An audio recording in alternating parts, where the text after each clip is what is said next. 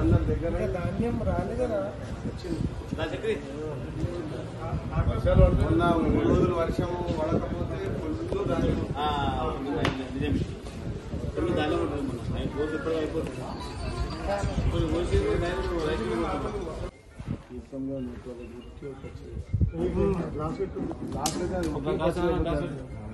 Glass Jagga పెట్టింది.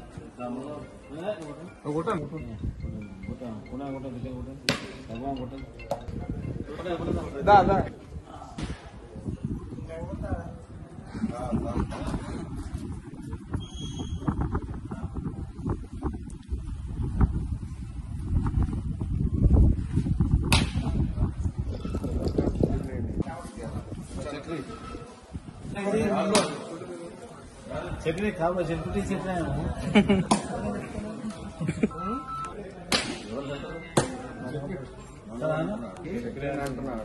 Director కొట్టండి. మంచిగా నీళ్ళు మంచిగా వెళ్తున్నాయి.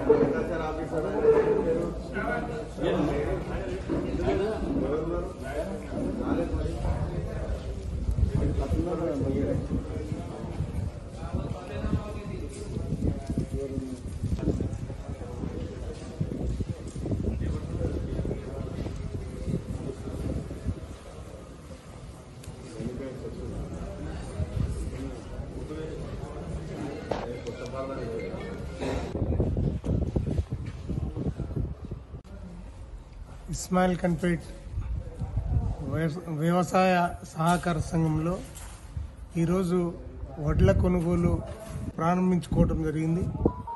గత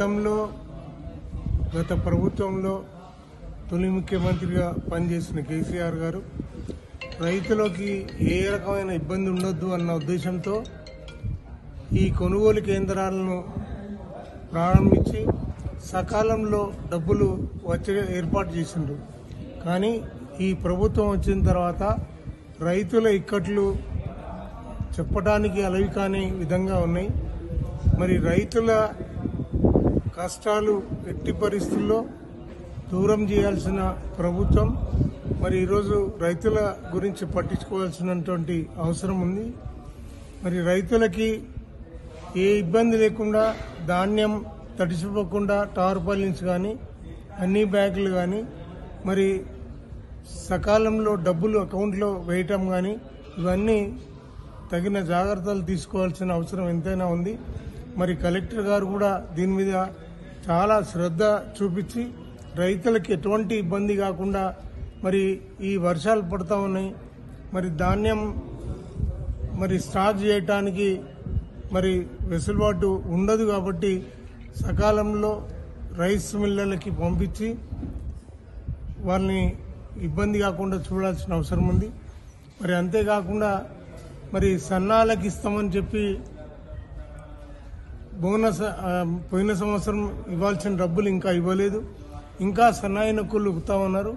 ఆ డబ్బులు కూడా సకాలంలో వాళ్ళకు అందించాలని చెప్పి కోరుకుంటూ రైతులకి ఎలాంటి ఇబ్బంది రాకుండా మరి సకాలంలో వాళ్ళకి ధాన్యం కొన్న ధాన్యాన్ని షిఫ్ట్ చేయాల్సిన బాధ్యత అధికారులది కాబట్టి తగిన జాగ్రత్తలు తీసుకోవాల్సిందిగా మనవి చేస్తూ మరోసారి రైతులందరికీ శుభాకాంక్షలు తెలియజేస్తూ సెలవు. జై తెలంగాణ.